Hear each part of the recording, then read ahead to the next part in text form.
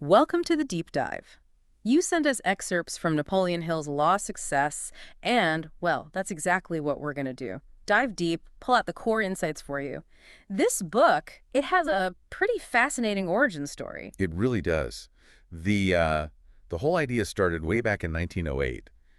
Hill interviews Andrew Carnegie, the SEAL guy, for a magazine piece. Right, just a profile. But it turns into this intense 3-day conversation. Just imagine that. A quick assignment becoming life-changing. Wow, and Carnegie saw something in Hill, right? Mm. Posed this huge project. Exactly. To create this whole philosophy of personal achievement.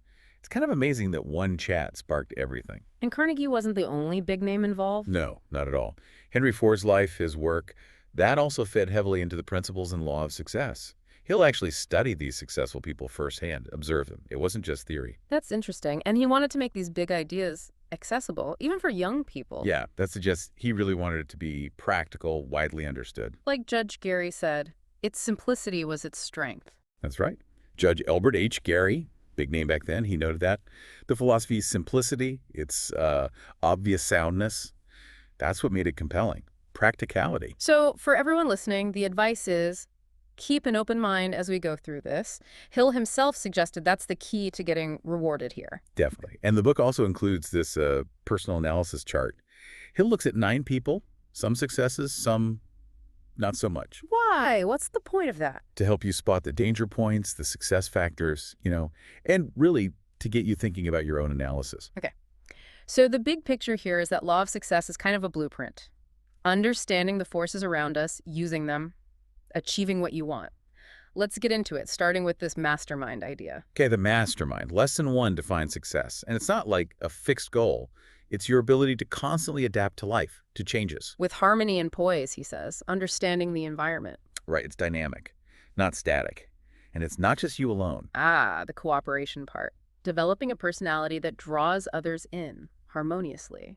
Exactly. That interpersonal thing is key. The 17 laws that follow are meant to get specific results, starting with the foundations in this mastermind principle. Which brings us to mind chemistry. Mind chemistry. Yeah. It sounds a bit metaphorical. What's the core idea? Well, Hill sort of suggests minds are energy, right? And when they connect, it's like a reaction. Yeah. Creates vibrations, good or bad. Like that instant vibe you get from someone sometimes. Could be that connection, or maybe that unease. Yeah. Okay, so the mastermind isn't just teamwork, it's something more.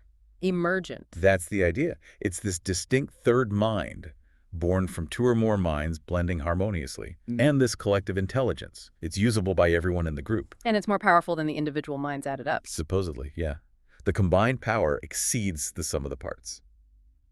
And missing this principle, he says it's tripped up even good leaders. Well, if you don't foster that harmonious blend in your team, things can just fizzle out.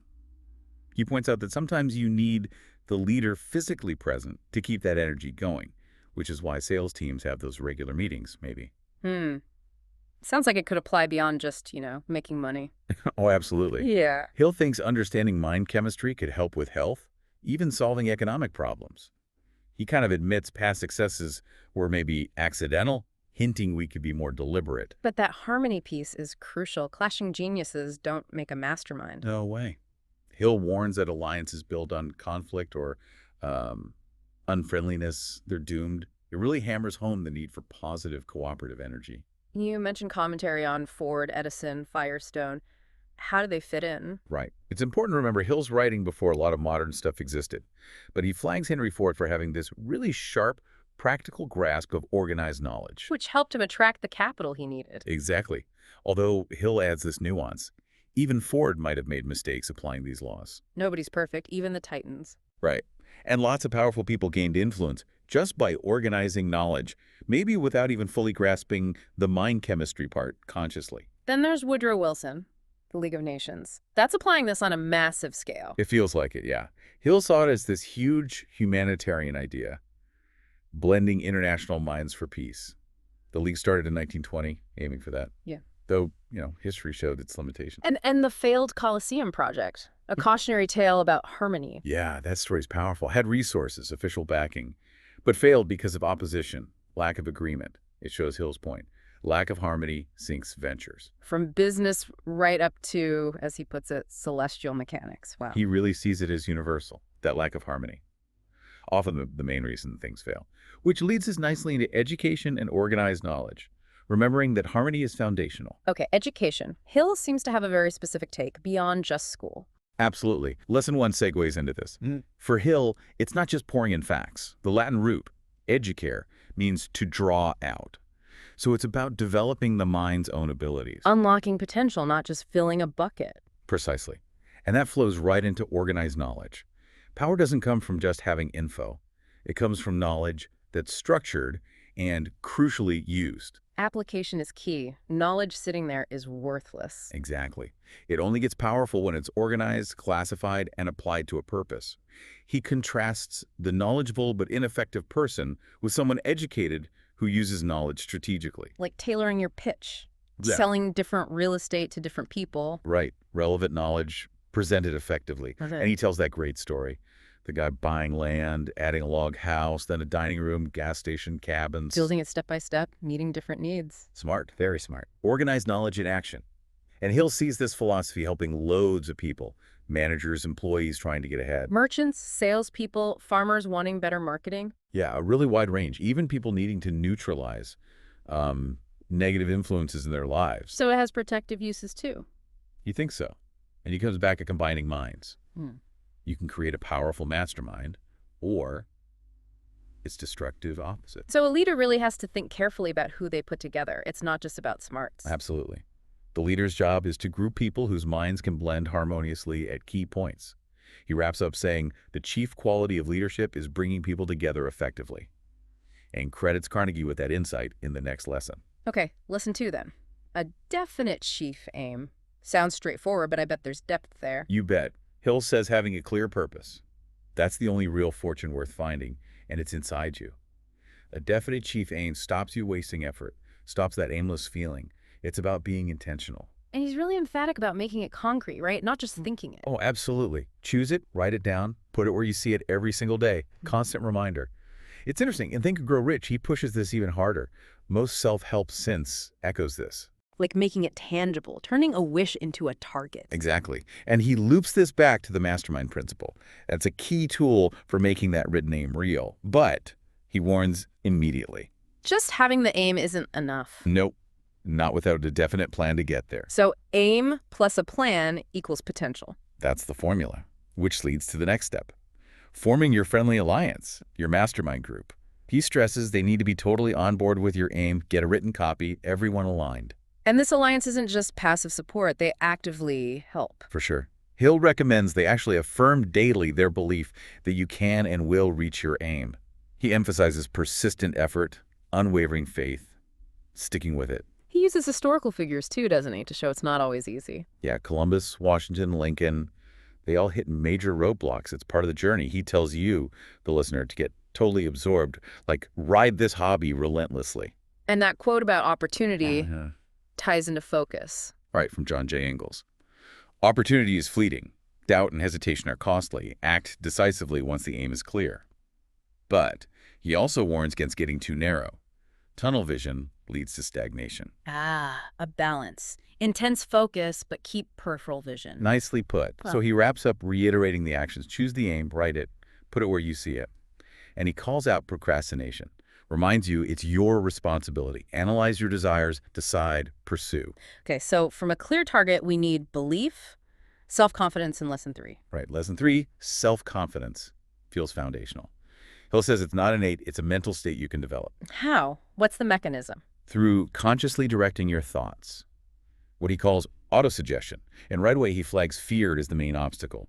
But fear, crucially, is also a state of mind you can control. And he breaks fear down. Specific types. Yep. Lists the 6 basic fears meticulously. Poverty, old age, criticism, loss of love, ill health, and death. He wants you to actually categorize your own fears into these headings. First step to tackling them. He thinks everyone aware is affected by at least one. Just some degree, yeah. And he looks at where they come from. Physical and social heredity. Exactly. Physical is like instinct, self-preservation. But he puts more weight on social heredity. How fears get passed down through environment, early training, Especially parents. huge influence. Learned anxieties. You can Yeah. see in your own life, he suggests. He asks you to examine this stuff with an open mind, suspend judgment. And these fears linked to bad habits. Directly. Doubt, indecision, procrastination, just general negativity, rooted in fear. Fear of poverty comes from lack of trust, maybe greed. Fear of old age, often tied to fear of poverty, losing independence. That fear of criticism, the commentary from Think and Grow Rich really hits home now with social media and all that. It's incredibly relevant, yeah. How it stifles initiative, imagination, individuality, even impacts parenting, Mm. really holds people back. He uses an analogy, a pet crow, illustrates dominant thoughts. Yet, the crow, drawn by the call of the wild, shows how powerful our ingrained thought patterns are. Conflicting desires scatter our energy, but aligning thoughts with goals, that's where the power is. Which brings us back to autosuggestion as the tool. Precisely. It's this powerful, often ignored tool for growth, overcoming limits. He restates the law of attraction. Dominant thoughts attract like thoughts in yourself and others. Optimism attracts optimism. He shares a personal story, being envious, then realizing his own power. Yeah. And that anecdote about the advertising salesman Mentally affirming success before calls. and getting amazing results shows the tangible impact of self-belief. Because lack of confidence, it shows physically, vocally, it actually repels people, he says. Especially in sales. Critical there, which all leads up to his specific self-confidence formula. The 6 steps. Let's hear them again. Okay. 1.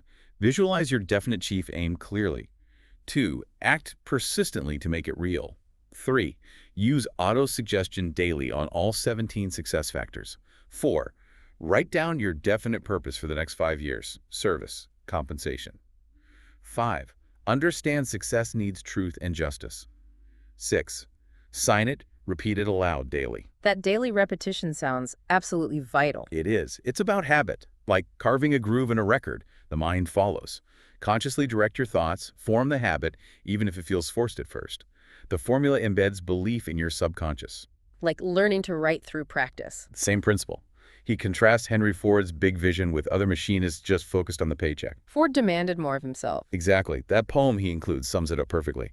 If you think you are beaten, you are. In that story, the guy who seemed poor but had hidden wealth attributed it to Hill's guidance. Powerful illustration of self-reliance, yeah. Finding your inner resources. Hill says when you truly believe in yourself, others pick up on it. Mental telepathy. Kind of. Like Edison just knowing the phonograph would work, even before he fully understood how. But he warns against setting mental limits. The subconscious accepts them. Totally. Leads to fear of poverty, missed chances, and don't be pessimistic, it infects others. That banker sign focusing on abundance.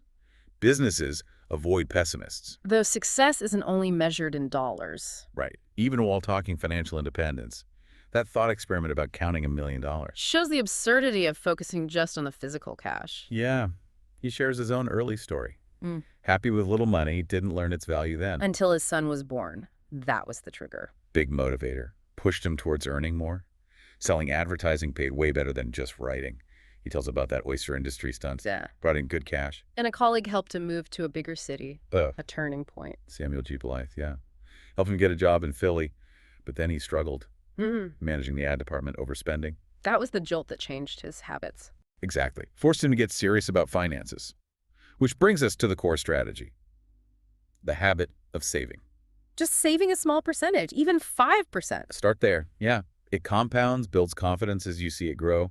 Aim for at least 3 months' living expenses saved up. And money flows towards savers, people with character, not spendthrifts. That's his view. Even a small account is the start of independence. He ends with fairness, and that stark comparison of debt to prison. Yeah, emphasizing justice. And arguing debt can be worse than being a trustee in prison because you still have to provide for yourself under that strain. Saving, he concludes, is the only escape for many from lifelong toil and limited freedom. Okay. From saving, we go to lesson 8, self-control. Kicks off with that impactful story about the janitor. Yeah, lesson 8, self-control. And that opening story is something else. The author, Hill, loses his cool with the janitor. Who responds with amazing calm, despite maybe not having much formal education. Right. And it completely deflates Hill's anger. Shows true strength isn't about status, it's inner mastery. Growth and self-control equals wisdom, he says. Really flips your expectation. Totally. Then there's the polite department store clerk, helping the woman sheltering from rain, expecting nothing. Another example of conscious positive action, not just suppressing negatives. So self-control isn't just bottling things up, it's directing positive actions too. Exactly. First, ignite your enthusiasm, he says. Then guide the action. Someone with self-control avoids slander, revenge, tries to understand disagreements. And it ties into your reputation. Your deeds speak for themselves. Right. History remembers builders, not destroyers. Don't waste energy on retaliation. He admits he slipped once, ignored a journalist's attacks for ages, then finally wrote a blistering reply. And realized it was pointless. Totally futile, yeah. Which leads into that principle of non-resistance. Reacting negatively just attracts more negativity. Pretty much. Like attracts like. He quotes Emerson on the power of calmness. This sets up the big idea. You can choose your dominant thoughts, and they shape your reality. He calls thought our nearest approach to divinity. That's a powerful claim. It is the one thing we have absolute control over. So learning to control thoughts is the key to unlocking potential. The key's already in your hand, your mind. Use autosuggestion to plant positive thoughts aligned with your aim. Consciously choosing thoughts is self-control at its core. That's it. Stimulate your mind with chosen suggestions. Achieve almost anything reasonable. Losing your temper. Clear sign you lack self-control. He gives those great historical examples, people with incredible self-control. Yeah. Teddy Roosevelt pushing for the Panama Canal. Demosthenes overcoming his speech impediment. Helen Keller learning to speak. Patterson dominating cash registers. Marshall Field becoming a top merchant. Amazing willpower. And he has that creed for constructive desire, focused on service. Yep. Train yourself not to find fault. Control temper. Think positive. Be patient. Suppress ego. Be considerate. Avoid hurting others. Render useful service without demanding pay up front. Constantly finding fault blinds you to people's good qualities. And self-control was common to all the leaders he studied. Absolutely. A defining trait. He mentions Luther Burbank, thinking it was the most important law, even for working with plants. Shares a quick story about a journalist developing it before fame. Then that kind of surprising bit about poverty being a valuable experience. Yeah, he shares his own background, acknowledges readers might see his success differently, then tells that incredible story, the New England clergyman during the Lawrence Massacre. Confronted by a guerrilla, chooses non-retaliation. And the guerrilla leaves, filled with remorse. Hill asks us, what did he say? What quality disarmed him? And the follow-up shows the guerrilla regretted his life choices later. Amazing impact. It is. The clergyman exemplified the law of retaliation. You get what you give. Use it for happiness, goodwill. That's real success. The lesson taught a key psychological principle. Thoughts and actions are magnets. He ends linking transportation progress to mind growth. How does that connect? Shows how far the human mind has come. But we're still not satisfied, always pushing, driven by necessity and the desire to create. Some grow through adversity, others thrive with opportunity. Understanding this evolution helps appreciate our potential, best realized through self-control. On to lesson 5. The habit of doing more than paid for can feel counterintuitive today. What's his core argument? Starts with that Churchill quote. We make a living by what we get, but we make a life by what we give. Sets the tone. Then Hill's own story, 1908, struggling financially. Takes a low-paying job with Bob Taylor's magazine just for the chance to interview big industry leaders. Saw the long-term value beyond the paycheck. Exactly, which led straight to meeting Carnegie, the catalyst. Where Carnegie hits him with that massive challenge. 20 years, developed this philosophy, compensation is just introductions and travel money. Right. And Hill accepted in like 29 seconds.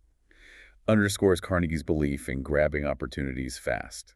And that commitment, seemingly unpaid upfront, led to law of success, think and grow rich. Huge example of long-term vision. It is. The commentary mentions a Hill biography for more detail. Hill then talks about a long chat with Merle Thorpe Mellett, revealing his own struggles, mistakes, why he felt driven to create this philosophy. And Mellett connected him with Judge Gary at U.S. Steel, resulting in an offer. Yeah, that connection was crucial. Shows how those initial seeds of service started to pay off. Even though things hit bumps later, his partner assassinated, Gary died before the U.S. Steel deal fully happened. Precisely. Despite those setbacks, Hill says an earlier talk he gave in Ohio started a chain reaction. Lots of other companies bought the course. Commentary notes his mastermind with Mellett was key too. So what are the fundamental reasons for doing more than required? The logic. 2 main ones, Hill says. First, reputation. Consistently exceeding expectations makes you stand out, gives you an advantage. Second, the law of increasing returns. Meaning you get paid back disproportionately over time. Exactly. It's a long-term investment in yourself. He tells that story. A small extra service Carrying someone's heavy bag. leads to a job offer at double the pay. Shows the power of going the extra mile. He adds that Dolores McGuire, quote, "Giving always brings something back, even if indirectly." And he felt he was repaid with compound interest, even for helping dishonest people. Interesting take on karma, maybe. Highlights his belief in a natural law of compensation. Yeah, often unexpected, like that lecture at Palmer School. He waived the fee at an editor's suggestion. And the editor then promoted him heavily to the students, resulting in a flood of magazine subscriptions. Huge return on that investment of the fee. Asking where else $100 could yield so much really makes the point. It does. He then references Michael Ritt's book, quoting Hill on post-war idealism, Golden Rule Service. Shows the broader philosophy behind it. There's that compelling example, too. The music teacher who massively increased her income. Yeah. From $300 a week teaching to $100,000 lecturing. How? By doing more. Giving free lectures to build her audience, sell herself. Law of increasing returns in action, building reputation. Then he throws down a challenge to the listener. Honest self-assessment. Yeah.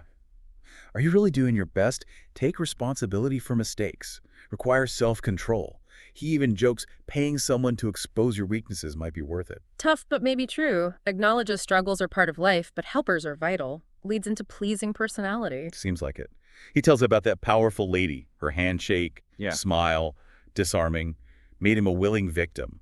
Shows personality's power. Like a master salesperson. Right. Then the artist, initially annoyed by salesmen, but persuaded by one who presented it so differently. Editor's note recommending sales books. Augmendino, Hill himself, underscores the skill's importance. Indeed. Hill then broadens out. Yeah. Having an idea isn't enough. You need to spot a consumer need and implement affordably. Uses examples of simultaneous inventions. Gives that practical model. Turning a toy idea into a business.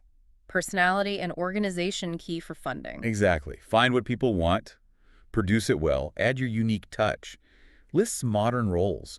Game designers, animators, align with these ideas. You don't have to be the creator to build the company. And ends with Estee Lauder. Focus, quality, work ethic. And that determined and gracious personality. Made it easier for people to say yes. Shows the power. Sets up Lesson 6 perfectly. Pleasing personality. Lesson 6, pleasing personality, connects it right away to salesmanship and opens with Mark Antony's speech at Caesar's funeral. Quite dramatic. Why start there? Hill sees it as a timeless masterpiece of personality and salesmanship. Says they're inseparable. He includes parts of the speech highlighting Antony's tactics. Appealing to emotion, repeating honorable men. Until it drips with sarcasm, yeah. Hinting about the will, feigning reluctance, then the dramatic reveal of the wounds. It's pure persuasive theater. And it worked. Turned the crowd completely. Totally. Hill contrasts it with a hypothetical, blunt, accusatory speech, which would have failed miserably. He links this back to Lesson 5 on initiative. The focus on you, the audience, not I. Spot on. It's about connecting with the other person's perspective, their needs, crucial for persuasion and rapport, core to a pleasing personality. So it's deeper than just being superficially charming or nice. Exactly. Hill says the outward stuff, firm handshake, good voice, smile, they're useful tools, but they must be backed by genuine earnestness, sincere purpose to be truly effective long-term. Fakeness gets exposed. How do you build that genuine quality then? Starts inside. Hill says the first step to strong character, the foundation of a real pleasing personality, is rigid self-discipline. Then he points back to Lessons 2 and 8, that formula for shaping character. Identifying qualities, visualizing mentors at a council table, using auto-suggestion to adopt those traits. Right. He says repeat it. It's crucial. It's a core technique, he advocates. The commentary adds context. Communication back then was so different. Yeah, pre-internet, pre-TV, even widely. Face-to-face was everything. Newspapers were key info sources, so personal interaction, personal magnetism. Incredibly important for influence. But the commentary also says Hill's point is still valid today, despite all our tech. Why does it endure? Because fundamentals of human connection, building trust, rapport, the impact of personality, they still matter hugely, whether it's online or in person. A genuine, pleasing personality builds relationships, creates a positive environment, essential for success anywhere. So the method's changed, but the principle holds. Which leads us to Lesson 7, accurate thinking.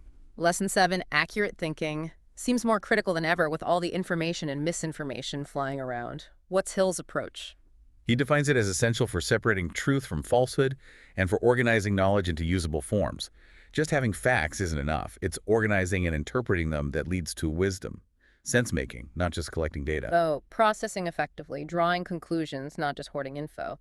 Exactly. First step, identify your most important info sources. But the key step, organizing, classifying, and using that info. He suggests watching someone who achieves more with less effort. Yeah. They're strategists using facts smartly. Leveraging that law of increasing returns will hit in Lesson 9. Knowing your info is accurate builds confidence, and sorting the important from the unimportant, that's a higher level skill. Definitely. Focus on what matters. He uses John D. Rockefeller as an example. Immense wealth built on accurate thinking, seeing facts clearly, staying balanced. This leads to that crucial distinction, knowledge versus wisdom. Knowledge is the raw data, wisdom is applying it intelligently. Exactly. Hill warns against confusing the two.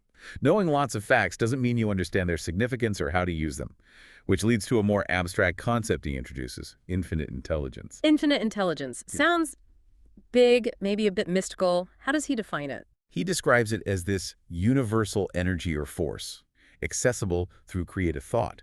It operates beyond our five senses, beyond logic and analysis, he suggests. And the only way to tap it, creative thinking. How does this connect back to the subconscious mind and having a definite chief aim? Draws a direct line. Our subconscious takes our conscious, definite chief aim and works to make it real.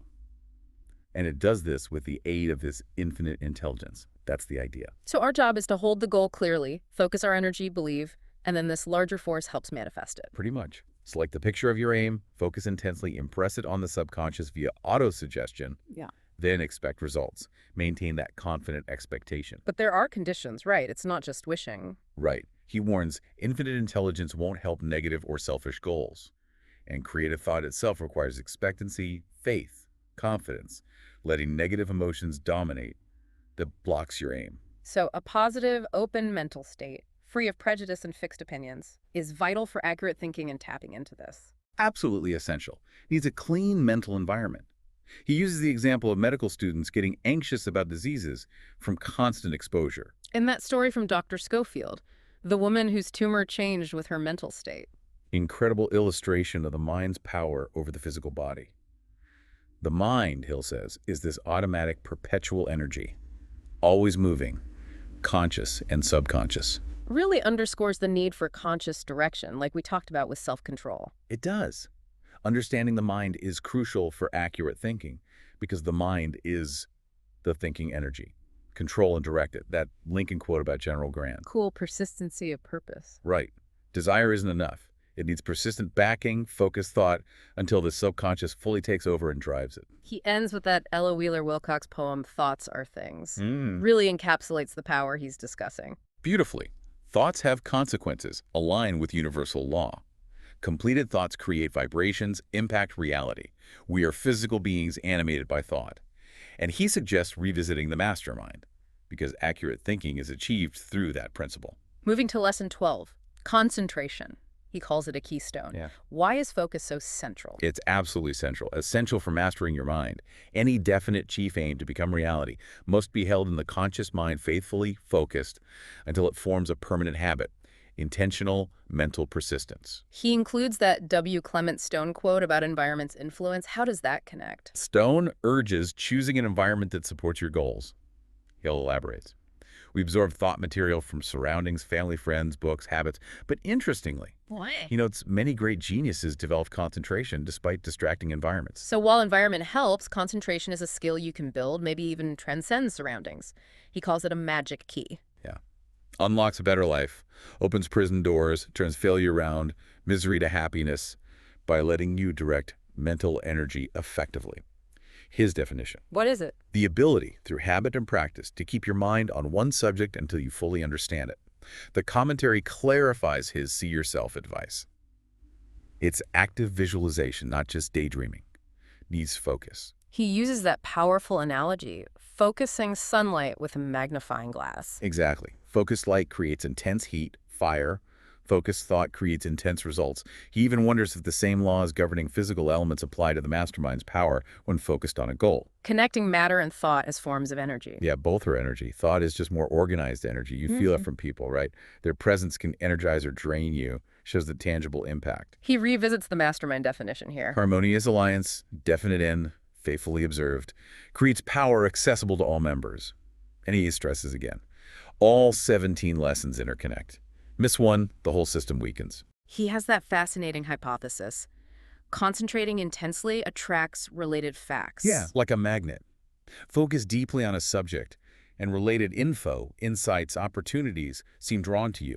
A deep desire planted through concentration becomes an attractor. Like Dr. Elmer Gates sitting for information, concentrating until ideas flowed. Exactly. Hill notes many discoveries happen that way, connected to radio, the ether, suggesting maybe all knowledge remains accessible, and we tune in through harmonizing our thought vibrations with concentration. He points back to Carnegie's mastermind again. Concentration was key there. Absolutely. Carnegie built his empire through a carefully chosen alliance, all intensely focused on common goals, despite disagreement sometimes, concentrated, coordinated mental effort. CW Post 2. Persisting with a failing venture that became huge. Pure concentrated effort and courage. Hill recommends reading Man from Maine about that. Then he shifts to memory techniques, Why memory in a lesson on concentration? because they're intrinsically linked. Improving memory depends on fixing attention firmly. Concentration is control of attention. He gives tips. Recall sensory details. Associate unfamiliar with familiar. Repetition. And using imagination, visualization to reinforce the aim, concentration helps there too. Hugely. Actively see yourself possessing the goal: money, home, success. Intense focus makes visualization effective, stops mind wandering. Start cultivating that ability to fix attention now, he urges. Recommends the film Sergeant York. Inspiring example. Humble background, rose to heroism through concentration and faith. York consulted on the film too. Hill then briefly touches on hypnotic suggestion and revivals, Contrasting it with genuine experience, crowd psychology. then zooms way out. Mm. The vastness of the universe, the tiny atom, suggesting the operating principles are the same everywhere, macro and micro. And shifts focus to the history of the mind. Nature's Bible. Right. The story of human progress is written in our unfolding mental capacity, learned through education. Those who've partly conquered the 6 basic fears are starting to understand this, like Ford, Edison, Firestone. Achieved great things with little schooling. They're secret. Concentration, that fixed habit of directing mind power. All great success, he concludes, rests on coordinated effort, conscious or not. To lead, surround yourself with minds that can cooperate as one. Grasp that, apply it, get results. Which leads perfectly into Lesson 13, cooperation. Introduced as the foundation of all organized effort. Starts with a quote on harmony. Right, Preston Bradley on the universe, operating through harmony, cooperation. Hill builds on that. Cooperation is the bedrock. Then he dives into the nervous system. Sympathetic and cerebrospinal. Why bring biology into it? To illustrate internal cooperation, mind and body working together. Sympathetic is involuntary functions of cerebrospinal is conscious perception, voluntary movement, and crucially the link between our conscious mind and infinite intelligence. The commentary mentions Think and Grow Rich, describing infinite intelligence as governing natural laws, transforming desires. Right, it connects our conscious intention to that broader power. Then he shifts emphasis, self-reliance, not leaning on your family name or ancestry. People actually doing things don't have time to brag about lineage. He saw it firsthand back home. People resting on the past went nowhere. Those taking action progressed. Warns about negative psychology. Being contagious, dragging communities or businesses down. Exactly. That stagnant atmosphere hinders cooperation. He urges listeners to analyze their own surroundings, but then gives a positive example. Frank Vanderlip. The young bank employee who took initiative, gathered info for an expert. Yeah. Benefited the whole bank, launched his own career. Yeah. Perfect example of individual effort fostering cooperation, and again, doing more than paid for. And cooperation within ourselves, mind and body. Essential. Imagination creates plans, but action makes them useful. Dreaming without doing is futile. The commentary notes how accepted the mind-body link is now, maybe less so then. He stresses choosing work that fits your nature, not just for money. Fulfillment matters for cooperation. Big time. True success includes peace of mind, happiness, found when work aligns with your talents. The course aims to help you find that fit so you cooperate better, more enthusiastically, like Billy Sunday. The evangelist. Yeah. How does he illustrate cooperation? Hill says Sunday understood human nature, could inspire action, cooperation in his audience. Notes his influence waned after Prohibition ended, maybe showing the need to align with broader currents. Interesting point. He also mentions group singing in church. the psychological benefit. Yeah, improves mood, boosts creativity, a form of collective cooperation, contrasts how rare music in workplaces was then versus now. We've learned how environment affects cooperation. He circles back. The Yeah. mastermind is powered by full, undivided, unselfish cooperation. Absolutely. Clarifies the tight link between this lesson and the mastermind lessons, 1 and 2. They're intertwined. And distinguishes cooperation out of necessity versus cooperation from genuine harmony. Crucial distinction. True cooperation, the mastermind fuel, comes from harmoniously subordinating individual interests for the group goal. And the motivation has to be strong enough for people to forget their own agenda for that shared objective. That's the ideal. Creates the real power. Yep. He wraps up by quoting a later lesson, setting up the next topic perfectly. Profiting by failure is my favorite lesson of this course. Lesson 14. Profiting by failure. Starts with defeat being like a headache, a warning sign. Exactly. Failure isn't the end, it's feedback. Something's wrong, find the cause, learn from it. He wants to completely reframe how we see the word failure, says it causes needless grief. Shares his own huge setback. The 1907 panic wiping him out initially saw it as failure. But later realized it was a service. It dismantled a business that might have held him back from his true path. The commentary adds context on the panic. He includes that Churchill quote. Optimist sees opportunity in calamity. Pessimist sees calamity in opportunity. Perfectly frames the mindset needed. Actively look for the lesson, the hidden chance within the setback. He learned initiative selling advertising back then, doing what was needed without being asked. Right. Valuable skill forged in difficulty. Even quitting a stable job later. A self-chosen turning point. Seeing old man fate coming led him to teaching advertising, which was highly successful. Found truth in we learn most by teaching. Absolutely. And the desire to publish a magazine seemed to grow gradually out of all these twists and turns, successes and failures, underscores finding your proper niche. The commentary notes his Golden Rule magazine and speaking did become financially successful later. Right. Tangible proof that those earlier failures eventually paid off financially too. He makes the bold claim that the knowledge in the course was gathered through experiences many would call failures. So the course is the sum of his failures, in a way. That's how he puts it. Encourages us to credit them if the info helps. Acknowledges we often measure success in dollars, and admits he was exceedingly poor by that standard for years. By choice. Prioritizing life knowledge. Lists 7 turning points in his life. Key lessons learned there. Illustrates that setbacks often contain hidden value, redirect us. That Edward Dowden, quote, noble failure can equal distinguished success. He paints that vivid picture, the great army of despairing people who feel they've failed. His message to them. Learn from the past, yes, but focus on the future with fresh eyes. Overcome despair, find guidance even in darkness. He suggests providence arranges life so everyone faces failure. Poverty often the heaviest cross. But notes many valuable contributors come from poverty, hardship, as if it builds something. Seems more than coincidence, he implies, and reassures people what feels like failure is usually just temporary defeat, not permanent. Analysis of great people shows they all overcame huge defeats. That Patton quote. About bouncing back after hitting bottom, exactly. He uses Caesar, trying repeatedly to conquer Britain. Facing defeat but persevering to ultimate success. Right, and that Ella Wheeler Wilcox quote, nature forging great souls through hardship.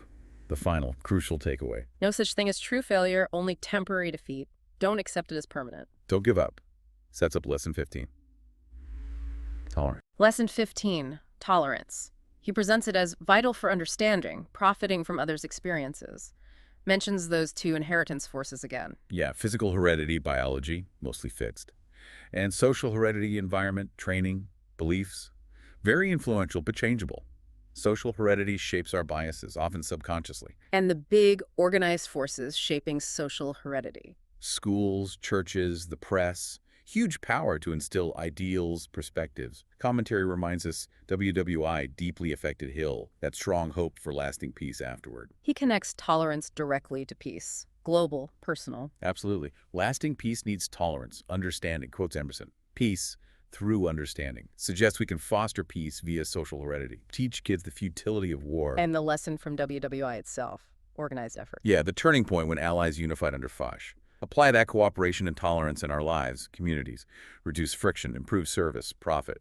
War showed our interconnectedness. Harming one part weakens the whole. Global poverty affects everyone. Cooperation and tolerance are essential. Right. He suggests this lesson should spark thought, especially for advertisers, personal service folks. How can tolerance improve their marketing? By understanding diverse perspectives better, connecting more effectively. Exactly. Understanding the roots of intolerance in ourselves and society should spur further study. Could be a profitable turning point in personal growth. Which leads to the final main lesson, 16, the golden rule. The guiding principle for using all this constructively. That's it. The guide for using all the previous lessons profitably, constructively, starts with Edwin Markham. There is a destiny that makes us brothers. All that we send into the lives of others comes back onto our own. Hill concluded after decades watching powerful people. Applying the golden rule is fundamental to enduring success. And it doesn't require deep philosophy, he says. Just recognizing basic human nature. People respond well to fair, considerate treatment. That Horace Mann quote, "Divine to act well, action matters." We have the freedom to be unjust, but there are consequences. A natural law. Hill believes so. Unjust dealings inevitably return, maybe indirectly. That story of the lawyer about to foreclose. Here's the old man's simple prayer, is moved, offers a fair deal instead. Powerful example. And the Pablo Casal's quote, "Capacity to care gives life its deepest significance." That's the heart of it. The lawyer even wonders if hearing the prayer was intentional, recalls his upbringing, unexpected influence. Right. And the judge choosing leniency based on circumstance and remorse, leading to positive change. These everyday incidents show the rule's practical power, but Passive belief isn't enough. Need active application. crucial. Can't just say you believe it while acting greedily. People see through hypocrisy. Commentary mentions that modern variation do for someone what they would want, acknowledging differences. What's the reward for genuinely applying it? Accumulating character and reputation. Those who get it are honest because they desire justice for others and themselves. They understand that reciprocal effect, the law of retaliation. Give helpful service, likely get similar treatment back. Or, even if not directly reciprocated, you benefit subconsciously. Kindness benefits the giver too. Good chance of mutual benefit. He applies this broadly to capital and labor. Yes. Quotes Benjamin Harrison. They're interdependent. Exploiting labor ultimately harms everyone. Uses the raindrop reservoir analogy. Collective power of capital enabling huge systems. This immense army of servants, capital, needed for basic necessities, we all benefit. That's his point. How else get essential goods? Capital plus mind, labor, provides shares for everyone, rich or poor. So, why conflict if they need each other? He blames inhuman and unchristian principles. Each side seeking max return from in-service, acknowledges historical power and balance favoring capital, leading to exploitation. But wise people on both sides are seeking balance now, through fair laws. Yeah. Restrain greed, protect all classes, says it's every citizen's duty to support such laws. Also acknowledges labor unions' role in protecting rights, securing better rewards. He concludes with a personal choice, forgiving someone instead of suing. Right. Choosing self-respect, aligning with the Lord's prayer principles over money and revenge. A powerful personal testament to the rule. Well, this has been an incredibly insightful deep dive into the core ideas of Napoleon Hill's Law of Success. We've covered a vast amount of ground. Indeed, we have. We've explored the synergistic power of the mastermind, the vital importance of setting that definite chief aim, the foundational role of self-confidence. The discipline of saving, the rewards of doing more than paid for, the impact of a pleasing personality. Right. The clarity of accurate thinking, the focus of concentration, the strength of cooperation, learning from setbacks, the value of tolerance, and the golden rule tying it all together. It's truly remarkable how these principles, though written quite a while ago, offer such timeless insights into personal achievement today. It really is. And for you, the listener, we hope this has sparked some valuable reflections. Consider how these ideas might apply in your own life, your own challenges. And please do keep sending us your sources for future deep dives. We really enjoy digging into topics based on what you're interested in. Definitely. And maybe a final thought to leave you with as you think about all this. Yeah. In today's world, often so focused on individual gain, what might happen if we collectively really leaned into just one of these principles? Like, imagine tackling big global issues with a true mastermind approach, or simply grounding all our interactions in the golden rule. Yeah. What could that unlock?